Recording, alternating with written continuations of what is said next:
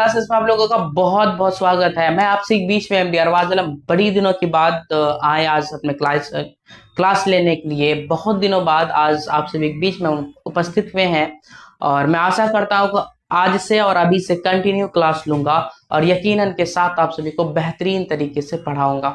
जैसा कि आप सभी को मालूम है, मैं अपने चैनल पे अभी लैंग्वेज पढ़ाता हूँ हिंदी, क्लास 12 का हिंदी। अगर कोई भी बच्चा अभी तक नहीं पढ़े हैं कहीं पर भी तो मेरे चैनल पे आइए, फ्री में आपको पढ़ाते हैं और अच्छे तरीके से पढ़ेंगे। आज का जो चैप्टर है बातचीत, बातचीत क्या होता है, बालकृष्ण भट्ट ने बातचीत के लिखा है, उसी के बारे में आज हम अच्छे तरीके से टॉपिक को पढ़ेंगे।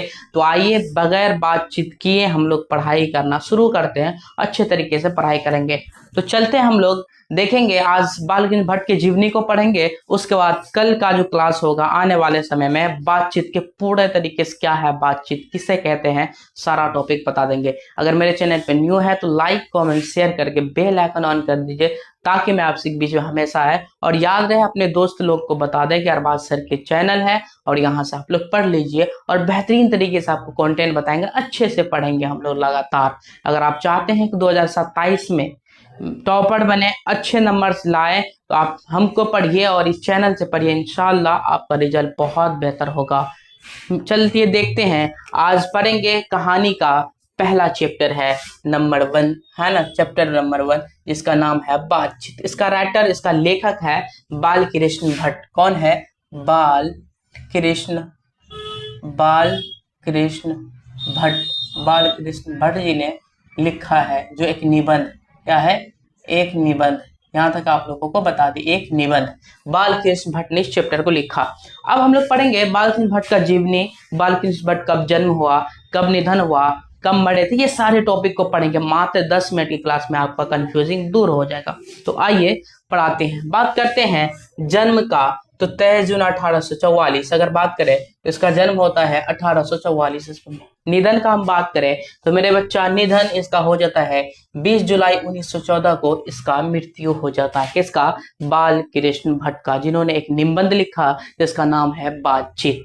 माता और पिता के बात करें, माँ के नाम पार्वती देवी, पिताजी का नाम बेनी प्रसाद। क्या है, क्वेश्चन पूछता है बालकृष्ण भट्ट के पिताजी का क्या नाम था? बेनी प्रसाद। माँ के नाम पार्वती देवी। उसके पिता एक व्यापार थे, क्या थे?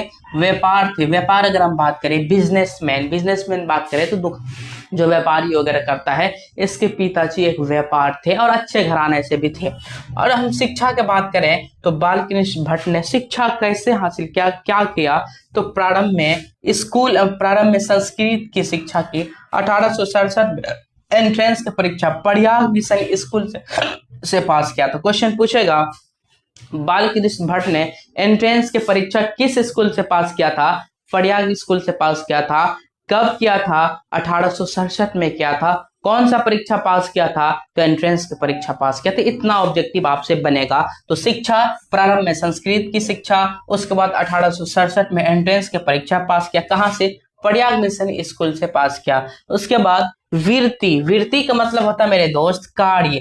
आप अपने जीवन का में क्या क्या काम किए, लाइफ सक्सेस। जैसे अभी हम लोगों का स्ट्रगल दौर चलता है, सक्सेस होने से पहले आप उससे पहले कहीं जॉब करते हैं, किसी मॉल में जॉब करते हैं, किसी कोचिंग में पढ़ाते हैं, कहीं मजदूरी करते हैं, वो आपका वृत्ति बन जाता। आप किसी को अपना इतिहास बतलाते हैं ना, वो वृत्ति, वो क्या था अगर राइटर बनने से पहले, लेखक बनने से पहले वो क्या थे? तो मेरे दोस्त, ये 1869 से 1875 में प्रयाग मिशन स्कूल में अध्यापक के रूप में, एक टीचर के रूप में क्या किया था, काम किया था। लेकिन ये उग्र स्वभाव के थे। किस स्वभाव के थे? उग्र मतलब होता है गुस्सा वाले थे। इसको गुस्सा पसंद ही नहीं आता था, है ना। जैसे हम लोग अभी पढ़ते लिखते हैं, बहुत सारा आजकल के नौजवान को गुस्सा आ जाता है। वो गुस्सा आने के कारण कोई ऊंचा आवाज में बोलता, छोड़ देता है, नहीं रखेंगे इसको, हटाओ, निकालो। रूममेट अगर होता है, आप लोग के रूम वगैरह में रहते हैं, बहुत सारा लड़का होता होगा कि जो हल्का फुल्का बात में पानी नहीं लेके दिया, भोजन नहीं निकाला तो गुस्सा हो जाते। तो वही ये उग्र स्वभाव के थे। इसको अच्छा नहीं लगा, ये क्या किया, अध्यापक के रूप को छोड़ दिया। उसके बाद 1877 में, कब बोलो तो 1877 में हिंदी प्रदीप नामक का मानसिक पत्रिका का संपादन किया। भाई ये 33 वर्ष तक के चला था। कितना वर्ष तक? 33 वर्ष तक चला था। क्वेश्चन पूछेगा हिंदी प्रदीप का प्रकाशित कब, मतलब कब किया था? 1877 में। कितने वर्ष तक चला था? 33 वर्ष तक के ये चला था। उसके बाद हम बात करते हैं कि 1886 में लाला श्रीनिवास दास संयोगिता का स्वयंवर, लाला श्रीनिवास दास ने संयोगिता स्वयंवर लिखा, उसका आलोचना कर दिया।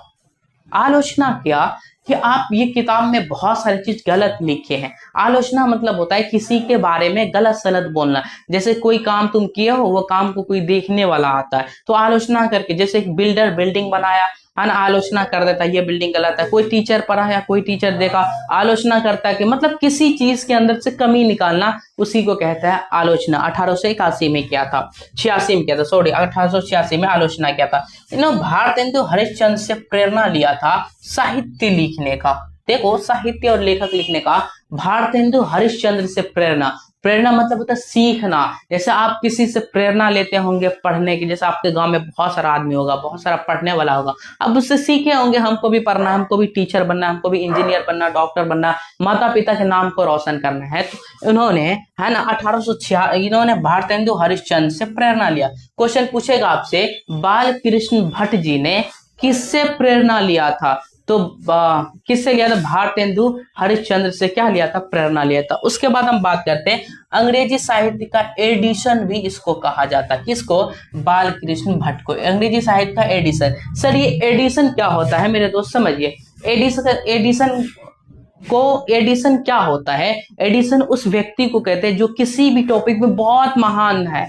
मतलब अंग्रेजी साहित्य के एडिशन, जैसे एक लिस्ट बनाएगा महात्मा का, महान व्यक्ति का, तो क्या हम लोगों का नाम लिखेगा? नहीं। अगर हमारे देश के महान व्यक्ति के नाम लिखेगा, भगत सिंह, चंद्रशेखर आजाद, डॉक्टर राजेंद्र प्रसाद, महात्मा गांधी, डॉक्टर लोहिया, है ना, एपीजे अब्दुल कलाम, भीमराव अम्बेडकर, चंद्रशेखर आजाद, जवाहरलाल नेहरू, ये सब का एक लिस्ट देगा, वो कहेगा ये महान व्यक्ति का लिस्ट है। उसी तरीके से एडिशन, किसी भी विषय में उसको इतना ज्ञान हो कि उसके आसपास में कुछ ही लोग हो, अगर उस लोग का नाम लिखे तो इसमें इसका भी नाम हो। मतलब ये अंग्रेजी के भी बहुत बड़े जाने माने थे बाल कृष्ण भट्ट। तो क्वेश्चन पूछेगा अंग्रेजी साहित्य के एडिशन किसे कहा गया है? तो मेरे दोस्त, अंग्रेजी साहित्य के एडिशन बाल कृष्ण भट्ट को भी कहा गया है। ठीक है। उसके बाद हम बात करते हैं रचना। सर ये रचना क्या होता है? ये अपने जीवन काल में क्या क्या किताबें लिखा? तो उपन्यास है, रहस्य कथा, नूतन ब्रह्मचारी, 100 अजान, एक सुजान, ये क्या है बोलो तो इसका रचना है। ये भारतेंदु युग के कवि है। किस युग के बोलो तो? भारतेंदु युग के। भारतेंदु युग के ये क्या है? युग के कवि है। इतना बात आपको हम बताएं। देखिए इसमें आपको क्या क्या याद रखना पड़ेगा। पहला क्वेश्चन, बाल कृष्ण भट्ट का जन्म कब हुआ? 23 जून 1844 को जन्म हुआ। निधन कब हुआ? 20 जुलाई 1914 को निधन हो गया। सर इसका जन्म स्थान कहाँ था? तो इलाहाबाद, उत्तर प्रदेश का जन्म स्थान है। अगर निवास स्थान का अर्थ होता है, जैसे एक होता है जन्म स्थान जहाँ पे आप जन्म लिए, एक होता है निवास स्थान जहाँ पे आके बस गए, वो हो गया आपका निवास, जहाँ पे हम लोग पढ़ाई कर रहे हैं। जैसे मेरा घर अररिया है, अररिया से हम आगे पूर्णिया, तो मेरा जन्म स्थान हो गया अररिया, निवास स्थान हो गया पूर्णिया। तो निवास स्थान इलाहाबाद, उत्तर प्रदेश। माता पिता की बात करें तो माँ के नाम पार्वती देवी, पिताजी का नाम था बेनी प्रसाद। शिक्षा की बात करें तो प्रारंभिक सांस्कृतिक शिक्षा पास किया। उसके बाद 1867 में एंट्रेंस की परीक्षा पास किया और इन्होंने 1869 से 75 की तक इन्होंने प्रयाग मिशन स्कूल में अध्यापक के रूप में क्या किए? काम किए। और ये बहुत सारे चीज किए, है ना। ये 33 वर्ष तक हिंदी प्रदीप का प्रकाशित किया। भारतेंदु युग हरिश्चंद्र से इन्होंने प्रेरणा लिया। अंग्रेजी साहित्य के एडिशन भी कहा जाता है। उसका नूतन ब्रह्मचारी रचना है, 100 अजान, एक सुजान इसका रचना। अगर आप इतना कर लेते यकीनन के साथ कह सकते हैं कि आपका कहीं पर भी ऑब्जेक्टिव नहीं छूटेगा और यहाँ से आपको कहीं पढ़ने का जरूरी नहीं। अगर वीडियो आपको अच्छा लगे तो मेरे दोस्त आप लाइक कमेंट शेयर कीजिए और दोस्तों को बताइए। प्लीज एक बार आप वीडियो को शेयर कर दीजिए। मिलते हैं अगले वीडियो में, बातचीत को लेके आते हैं अच्छे तरीके से, और उसमें हम लोग को ऐसे पढ़ना, मस्ती करके पढ़ना है। तो अगले क्लास आएगा उसको कीजिएगा। मिलते हैं। जय हिंद, जय भारत, अल्लाह हाफिज।